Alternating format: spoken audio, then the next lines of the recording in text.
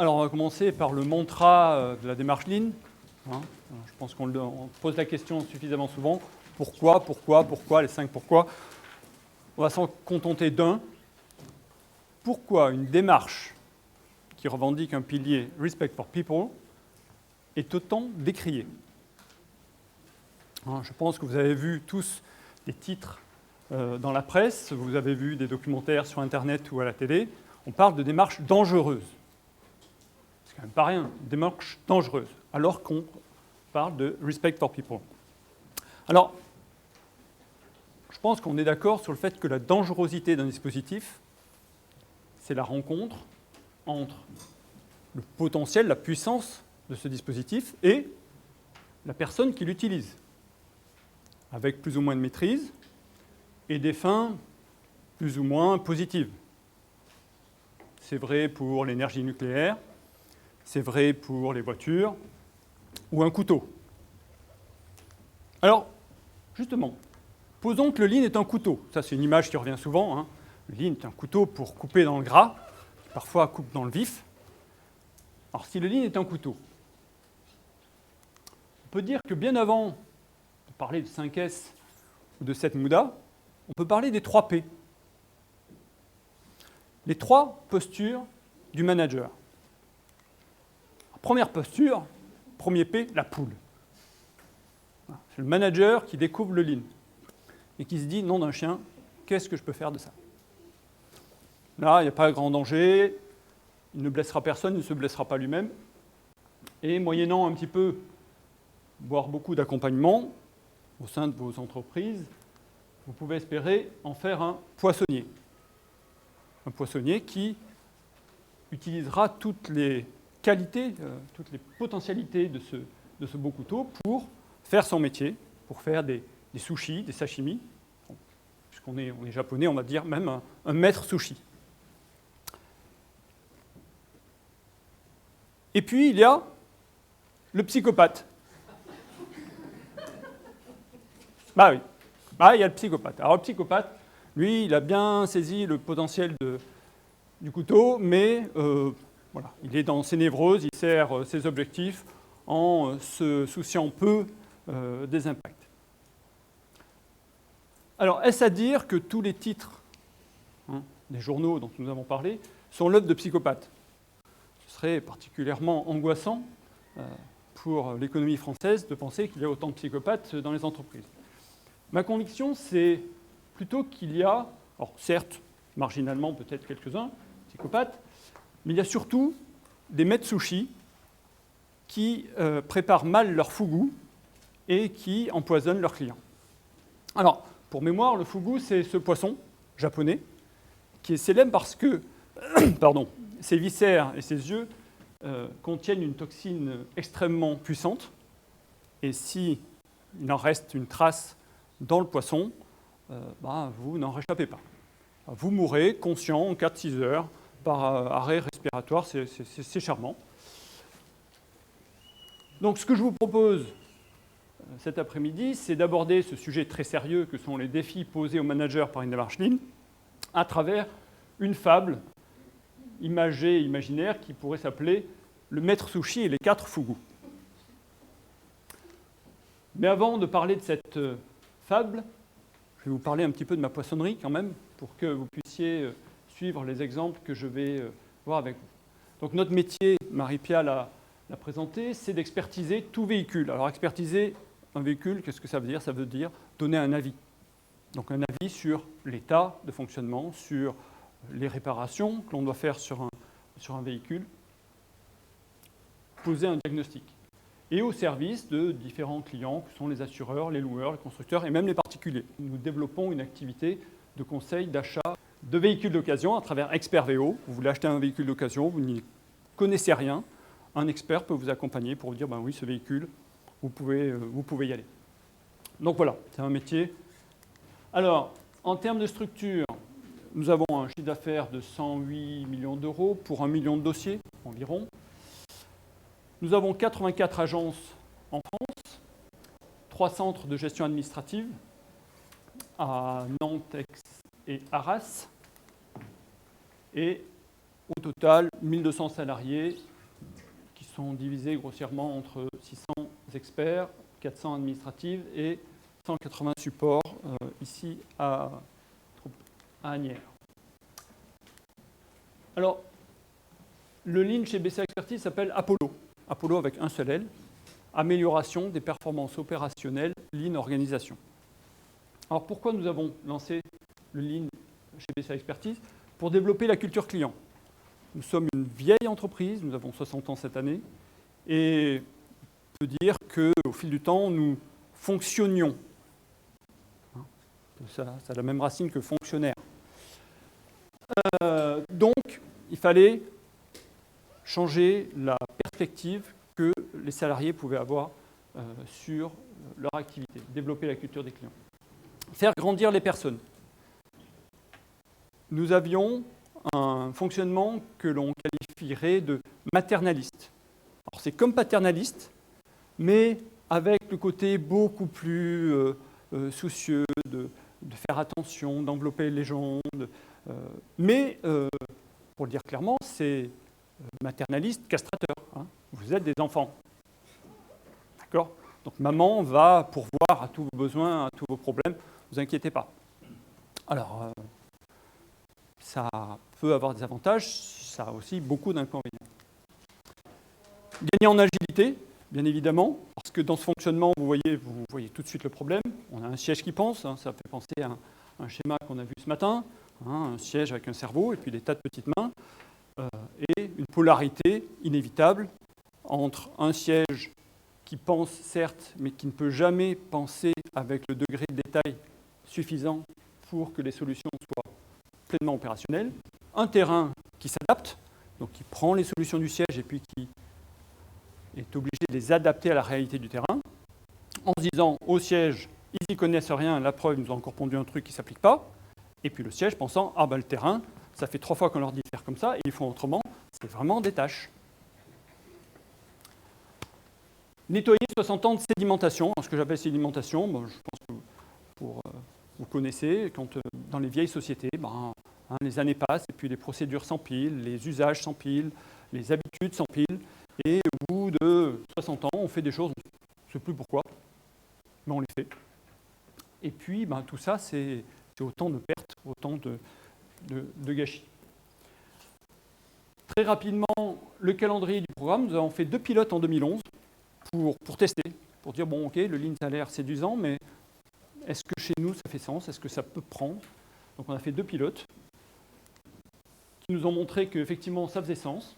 Et puis, depuis 2012, nous déployons sur nos 84 agences à un rythme d'environ 30 agences par an. Et le fin du déploiement est prévu au premier trimestre 2016, y compris le siège.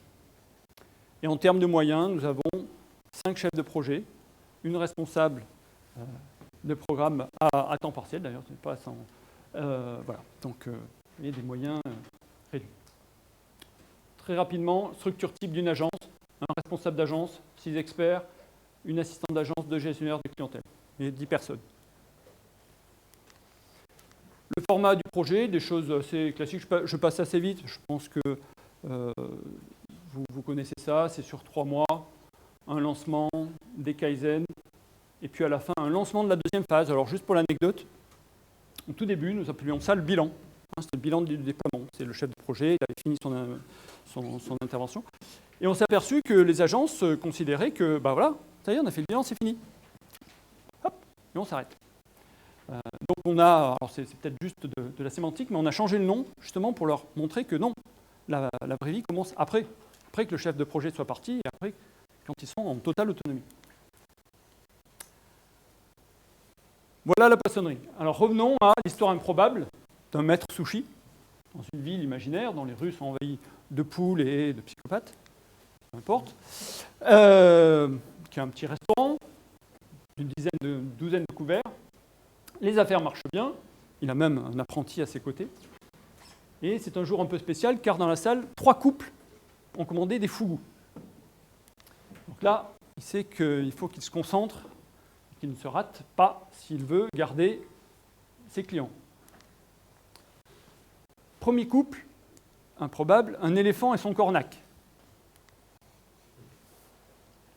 Alors, l'éléphant et le cornac, c'est une image qui est prise par les frères Heath dans leur livre Switch, peut-être que certains d'entre vous le connaissent, pour représenter la dynamique qui nous anime, vous, moi, hein, chacun de nous, en faisant la distinction entre la partie rationnelle, le cornac, la raison, d'accord, où se loge le raisonnement logique. Par exemple, c'est bientôt l'été, il faut que je garde la ligne, je fais attention à ce que je mange et ce que je bois. Et puis, la partie émotionnelle, hein, celle qui apporte du sel à la vie de tous les jours, qui la complexifie aussi, et qui est « Ah, quand même, le champagne, bon, je vais en reprendre un petit peu ». Et donc, par rapport à ce cornac et cet éléphant, le point est que souvent on passe du temps à convaincre rationnellement le cornac. On passe du temps à expliquer pourquoi on fait une démarche. Et puis on ne se soucie pas suffisamment de l'éléphant. Il faut donner envie à l'éléphant. Il faut le motiver, l'éléphant. Et la motivation de l'éléphant, ce n'est pas, comme certains le pensent encore, il y en a, ils sont de plus en plus rares, mais il en reste, ce n'est pas carotte et le bâton. Carotte et le bâton, ça c'est une méthode pour faire avancer les ânes. Si vous traitez les gens comme des ânes, ils se comportent comme des ânes. Donc vous pourrez leur faire porter des charges, vous ne gagnerez jamais de course. Donc la motivation, c'est quelque chose de beaucoup plus compliqué. Le propos aujourd'hui n'est pas de rentrer dans le détail de la motivation. Juste à titre illustratif, les résultats d'une enquête qui date de 2014, c'est assez récent. On voit que 29% des salariés, ce qui les motive le plus, c'est ce qui donne le plus de sens d'utilité à la mission du salarié. Je me sens utile. 24%, la qualité des interactions avec les collègues. Je travaille bien avec mon collègue. On fait des choses bien. On avance. 18%, possibilité d'améliorer ses compétences et son statut. Et vous voyez que les carottes arrivent quatrième. Prime et salaire, 12%. Donc on voit l'importance de cette dimension émotionnelle. Donc, le fougou de l'éléphant et de son cornac, être clair dans l'intention qui soutient la démarche. On est souvent très clair sur les objectifs, mais on n'est pas clair du tout sur l'intention. Si vous me dites l'intention, c'est de réduire les coûts, laissez tomber, ce n'est pas une intention ça. Ça, c'est un objectif. Et s'il n'y a que ça ne sert à rien de faire du lean, ça va être du massacre. Vous vous souvenez, psychopathe ? L'intention, c'est ce que vous voulez en faire. Si je prends notre exemple, l'objectif, développer la culture du client, faire grandir les personnes. L'intention, c'était libérer les compétences. On a commencé avec Jean-Yves qui est ici. Notre constat, c'était qu'on avait des gens qui étaient en or, avec une compétence folle, une connaissance précise du détail du terrain.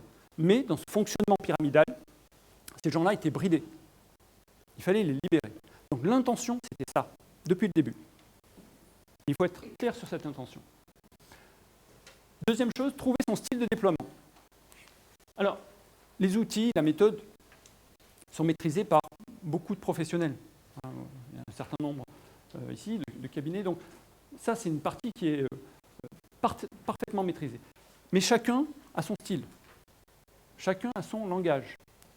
Et concrètement, quand ces professionnels de la méthode s'adressent à un public, comptable, un ingénieur informatique, un expert automobile, ils ne seront pas sensibles aux mêmes mots, aux mêmes histoires, à la même façon d'aborder le même outil, la même méthode.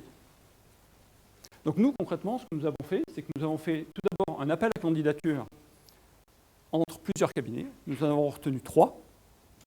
Et ensuite, ces 3 cabinets, nous leur avons demandé de mener 3 projets en parallèle dans 3 agences. Et ce qu'on a vu, c'est qu'il y en avait un avec qui ça accrochait plus. Et je peux même vous avouer que moi, j'accrochais mieux avec un autre. Parce que c'était, voilà, c'est une façon d'aborder les mêmes outils, mais avec d'autres mots, d'autres façons de faire. Et il faut trouver le style qui va parler aux éléphants qui sont dans vos organisations. Ce n'est pas forcément facile, mais en tout cas, c'est un point de vigilance. Et puis, soigner le choix des chefs de projet. Qu'ils soient capables de communiquer avec le cornac, bien évidemment, parce qu'on a quand même un certain nombre de points, de méthodes, et là il faut être carré, il faut être logique, il faut être rigoureux, mais capable aussi de parler à l'éléphant, capable d'embarquer les gens, capable de les mobiliser. Et surtout, dont l'ego ne leur tombe pas devant les yeux. Si le chef de projet il est là pour montrer à sa direction comme il est un bon chef de projet, ça ne va pas le faire. Il faut qu'il porte l'équipe. Le succès, c'est le succès de l'équipe. Et si l'équipe réussit, elle aura envie de recommencer. Sinon, si c'est juste le succès du chef de projet, ça ne le fera pas. Donc, ça, pourquoi c'est un fougou? Parce que l'éléphant, c'est ce qui vous donne l'énergie. Elle est là, l'énergie. Donc, si les éléphants ne suivent pas, vous allez être obligé de dépenser une énergie externe phénoménale pour arriver à faire bouger un petit peu les choses. Voire même, ça ne bougera pas. Donc, notre maître sushi prépare son fougou, et l'éléphant et le cornac se régalent et le félicitent. Deuxième couple, Abraham et Bob. Abraham Lincoln et Bob Marley.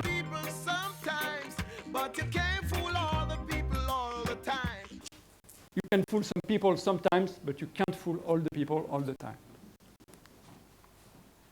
Clairement, il faut veiller à la cohérence au sein de la démarche et autour.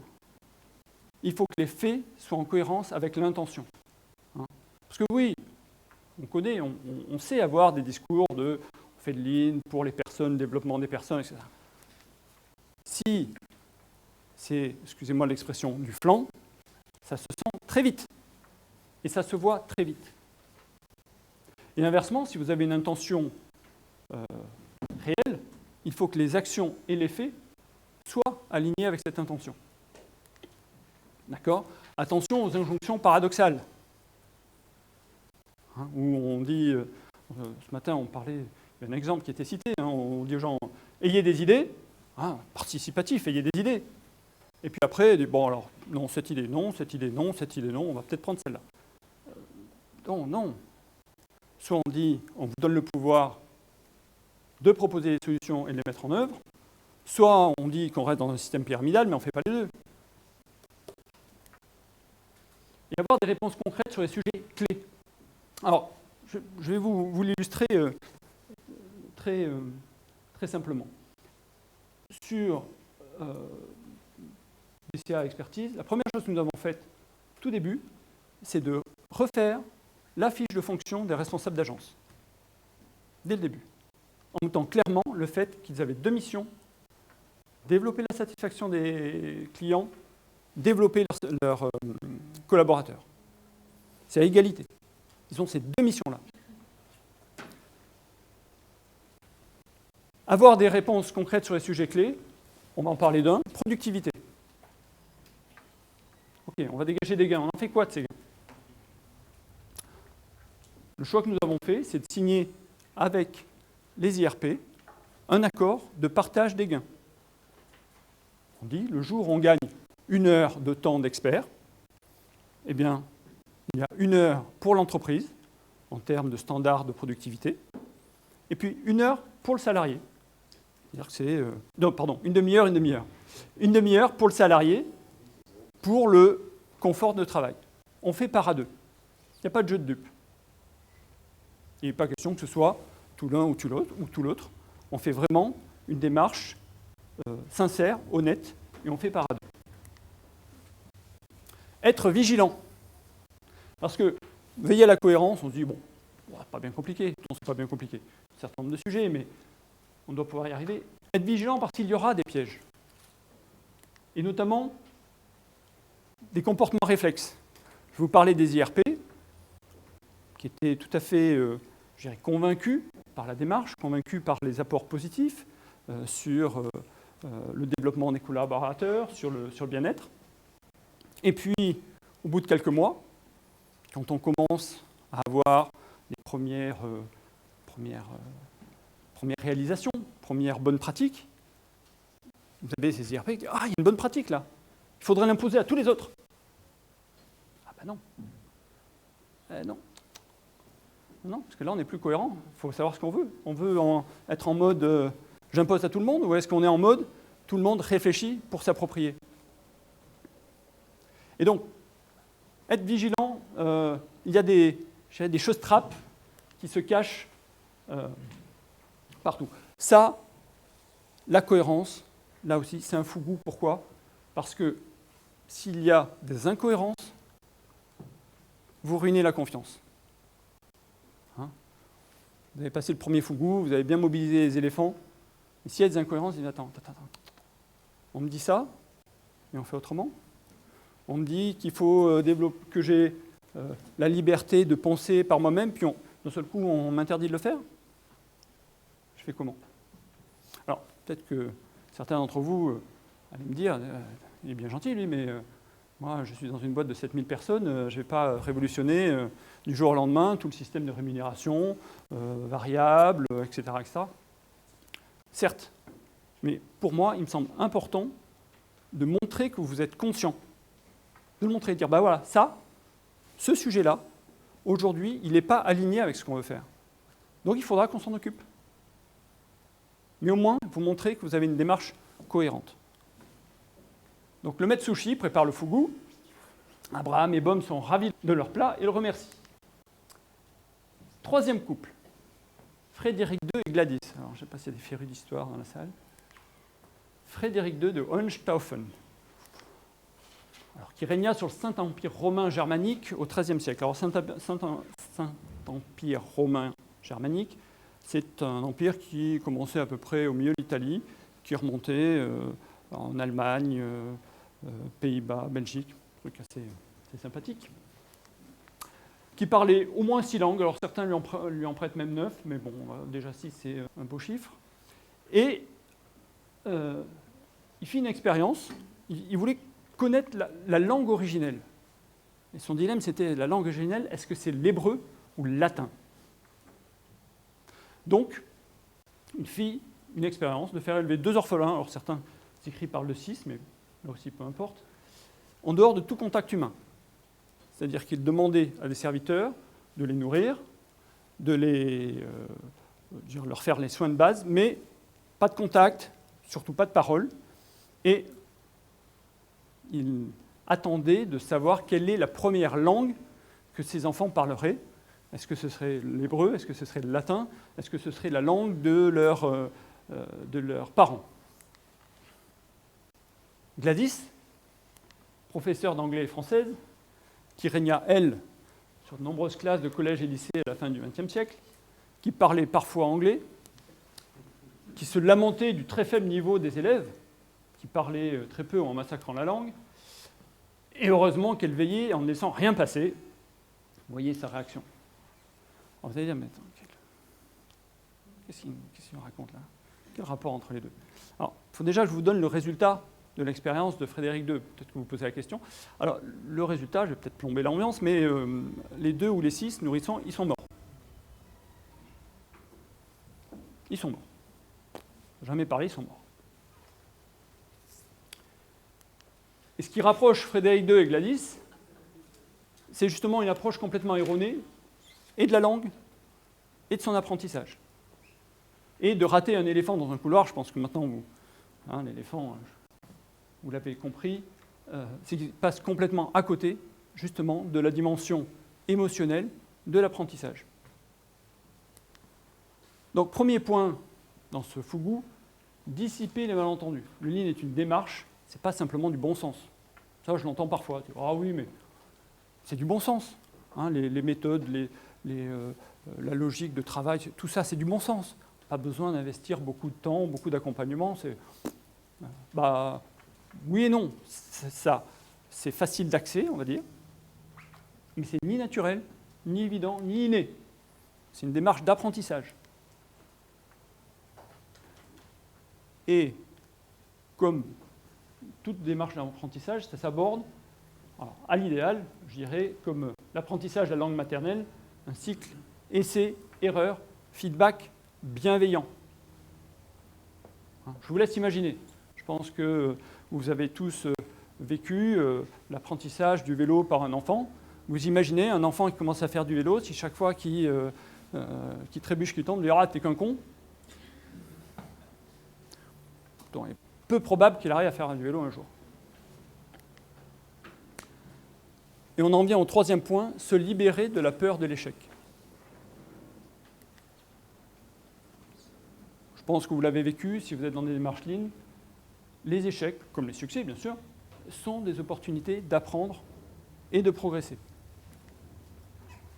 Et ça, aujourd'hui, mon sentiment, c'est qu'il faut vraiment aider les managers à gérer ce que j'appelle ces fougous du quotidien, c'est cette peur de l'échec, c'est cette peur de se tromper, cette peur de faire des erreurs.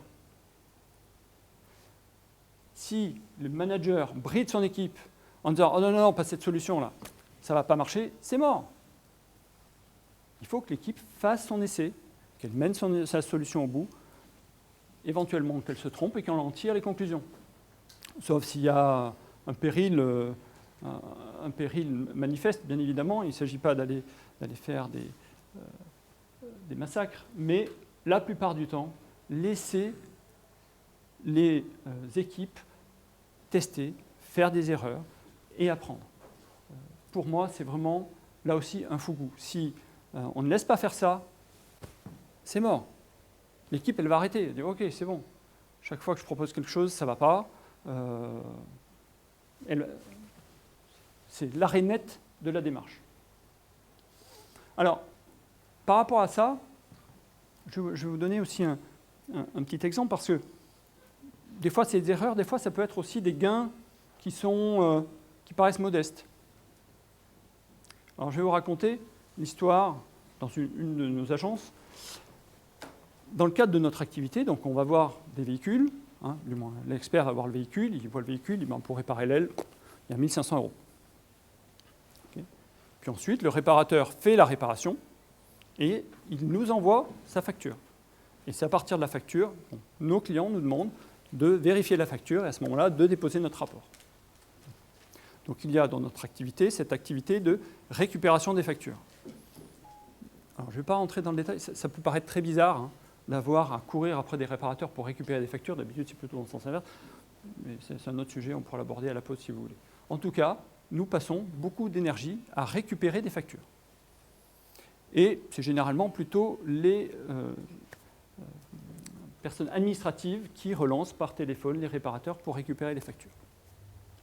Et dans une de nos agences, l'équipe a travaillé, les experts avec des administratifs, et puis ils sont arrivés à la conclusion que, nom d'un chien, l'expert il passe tous les jours chez un réparateur. Il est quand même beaucoup mieux placé pour aller récupérer la facture.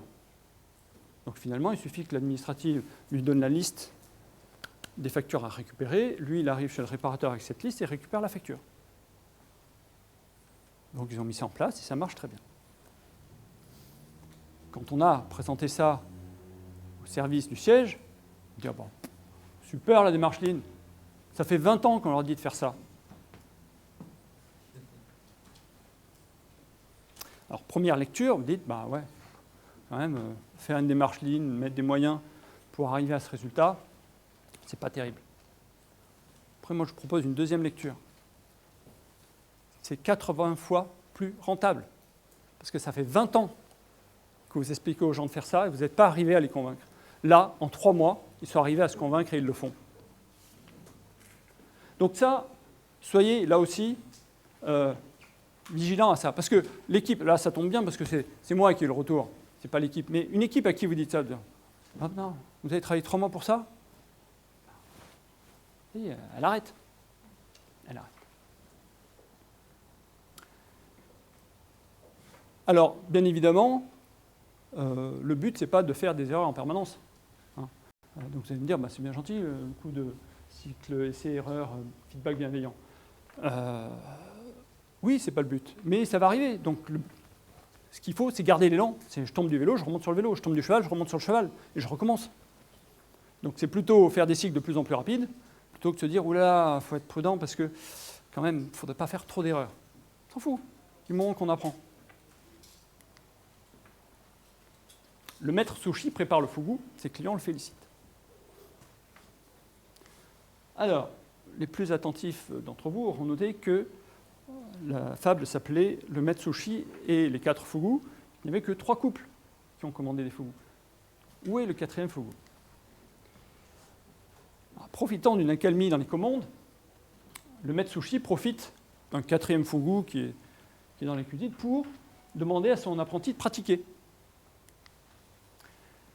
Et puis l'apprenti, il n'est pas concentré, il va vite, il donne des coups de couteau mal assurés, grossiers, donc il gâche le fugu et il se coupe. Donc le maître sushi, très calmement, lui enlève son tablier. Puis comme c'est quand même un apprenti qui est d'un naturel jovial, sympathique, il lui propose de travailler en salle. L'apprenti refuse, le maître sushi le congédie. Le 4e fugu,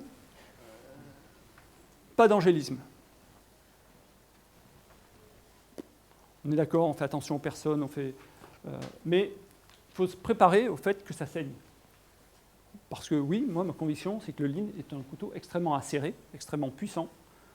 Il faut se préparer à l'idée que certains managers sont inaptes, trop maladroits pour le manier. Ils vont se blesser, ils vont blesser des équipes. Un manager qui instrumentalise la méthode pour manipuler son équipe et pour pousser ses idées, pour dire tiens oui, participer, puis oh, non, pas ça, pas ci, pas ça, et qui ruine la démarche en son sein, il ne faut pas le garder. Il ne faut pas le garder. Il va vous faire un massacre.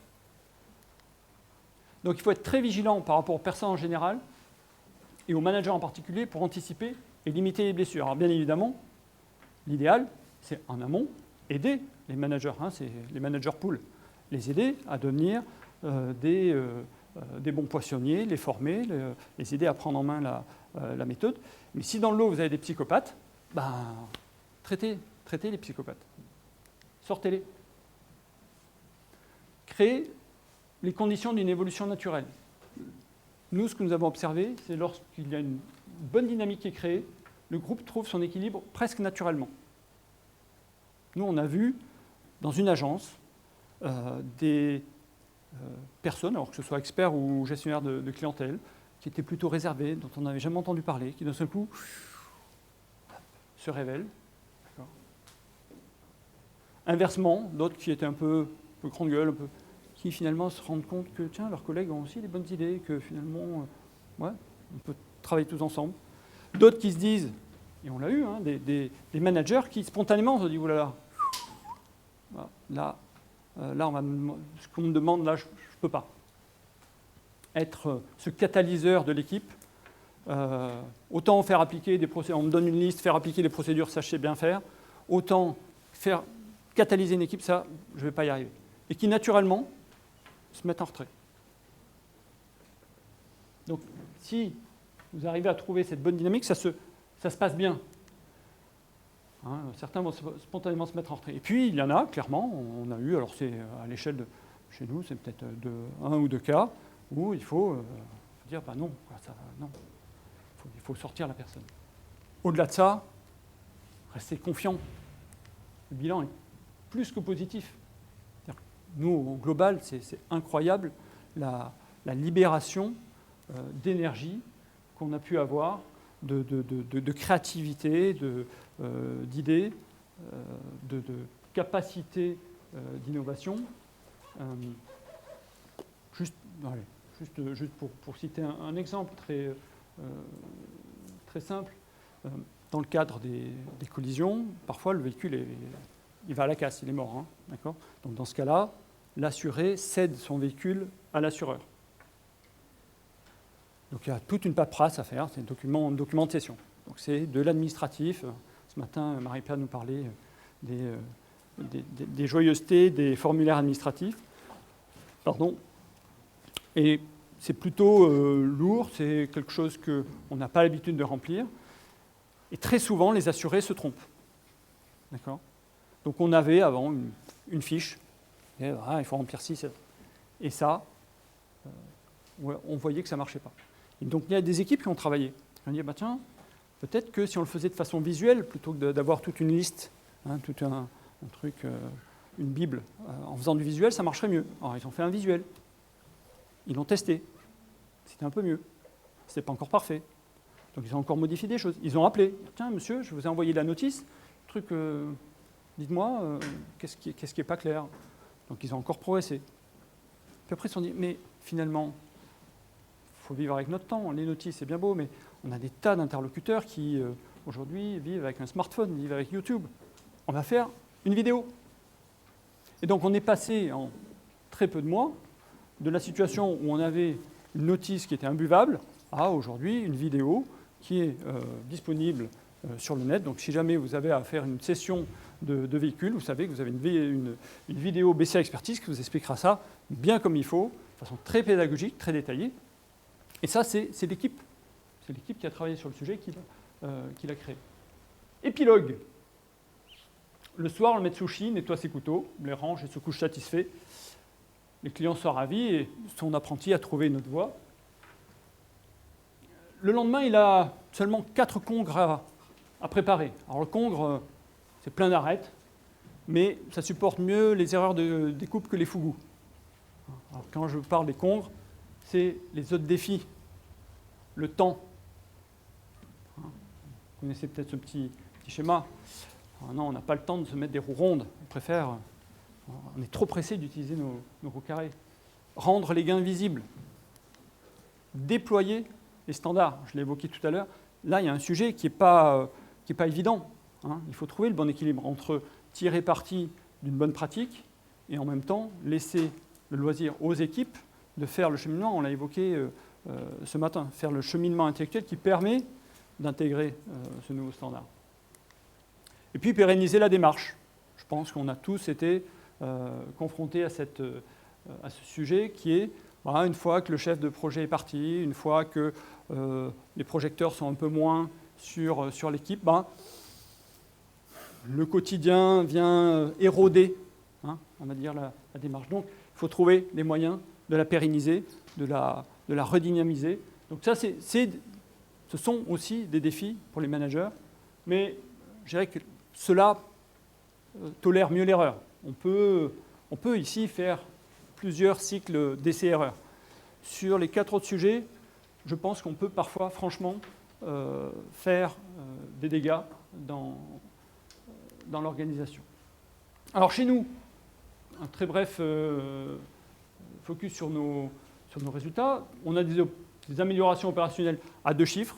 Ça, c'est sur les délais, sur les gains de temps, sur les appels téléphoniques. Un exemple, j'ai pris des exemples les plus récents. On a 50 ans en Yvelines avec des gains de performance, 11% entre janvier et mai. 4 mois, fouf. Avignon, moins 30% sur les appels téléphoniques entrants. Alors généralement, les appels téléphoniques entrants, c'est de l'insatisfaction. C'est parce que ce n'est pas fait, pas fait de la bonne façon du premier coup. Donc, on a des appels entrants à traiter, donc moins 30%. Une perception client positive. Là, j'ai copié-collé un retour d'un de nos clients sur ce qu'il a constaté chez nous. On a même des standards qui sont copiés. On a des clients qui sont venus visiter notre CGA. Alors c'est sur un acte de gestion bien précis, sur les certificats de langage. Je ne vais pas rentrer dans la technique, mais ils ont dit « Oh, c'est vachement bien. Hop, on va le reprendre pour nos plateaux de gestion. » Donc ça, c'est plutôt satisfaisant pour les équipes. Développement des compétences, connaissance de l'autre. Ça peut paraître étonnant, mais dans l'agence, vous vous souvenez le schéma de l'agence, les experts et les admins, 10 personnes qui sont finalement dans un bâtiment qui est à peu près grand comme cette salle, qui ignoraient tout de ce que faisait l'autre. Les experts, les admins. Et là, en forçant ce travail en commun, d'un coup, ah, mais tu fais ça, toi? Ah, mais je ne savais pas. C'est à la fois, ça fait froid dans le dos, on se dit, mais d'où vient-on? Et en même temps, c'est extrêmement satisfaisant parce qu'on dit, voilà, ça, c'est des gens, ils se comprennent, maintenant, ils vont être capables de travailler ensemble. Connaissance des process, bien évidemment, quand on commence à cartographier un process, là, on sait pourquoi on travaille, on sait ce qu'on fait à cet instant-là du process, les impacts que ça va avoir. Un très bon retour des effets. Entre 80% et 95% des salariés estiment que les effets sur leur travail sont positifs ou très positifs. Ça, ce sont des enquêtes que l'on fait après le déploiement. Une fois lancement de phase 2, on envoie un questionnaire qui est distribué à l'ensemble de l'équipe. Et puis selon les vagues, selon les endroits, c'est entre 80 et 95%. Et puis, ça y est, commence à se libérer. J'évoquais tout à l'heure la sédimentation, le fonctionnement pyramidal. Voilà, ça y est, on commence à se libérer. On commence à avoir des équipes qui osent, qui testent, qui proposent, qui avancent, qui prennent en charge leurs problèmes. Parce que, bien évidemment, dans le fonctionnement maternaliste que j'évoquais tout à l'heure, c'était « Maman, j'ai un problème. Que fait la direction ?» Aujourd'hui, il y a un certain nombre de problèmes qui se règlent au niveau de l'agence. Développement de l'innovation, mais bon, bien évidemment, il y a encore beaucoup de poissons et d'arêtes. Alors c'est vrai qu'on a mis en place un certain nombre de choses, mais l'amélioration est infinie, ça c'est certain, et il y a toujours des problèmes. Ce matin, on a vu un petit dessin avec l'eau du lac qui baisse. Il y a toujours des écueils qui apparaissent, toujours des écueils à traiter. Donc, je dirais qu'on est très modeste sur le fait que, voilà, là, on récolte des fruits, mais on a encore beaucoup de chemin à faire. Épanadiplose. Alors, je vous rassure, ce n'est pas un poisson. D'une part, c'est un défi qu'on m'a fixé de mettre ce mot dans la présentation, je l'ai mis. Au-delà de ça fait sens, parce que l'épanadiplose est une figure qui consiste à reprendre à la fin le propos du début. Pourquoi une démarche qui revendique un pilier Respect for People est-elle aussi décriée anxiogène ? On l'a vu, parce qu'on travaille sur l'humain, on travaille sur l'éléphant. Alors vous allez me dire, mais attendez, bien gentil, le propos sur l'éléphant, on n'est pas au pays du bisounours, là. On travaille dans des entreprises sérieuses. On est des gens sérieux, des managers sérieux. Donc, on va arrêter un petit peu le baratin. Que vous le vouliez ou non, tous, vous, moi, vos collègues, tous, nous venons dans l'entreprise, certes avec notre cornac, mais avec un éléphant. Ça, vous ne l'éviterez pas. Donc, il faut effectivement faire attention à cet éléphant, faire attention à l'intention de la démarche, faire attention à la cohérence que l'on met dans la mise en œuvre de la démarche, faire attention à la façon dont on gère l'apprentissage, de façon à ce que ces éléphants donnent toute leur énergie. Parce que l'énergie de la démarche et les effets que vous allez en recevoir, pour moi, sont par l'éléphant. Rien de grand ne s'est accompli dans le monde sans passion.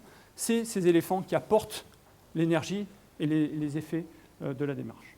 Et je dirais qu'en conclusion, si vous avez la chance, comme j'ai, d'être accompagné par des gens qui sont d'une très grande valeur humaine et très passionnés, vous allez passer vraiment de grands moments et coucher le soir content et satisfait. Merci.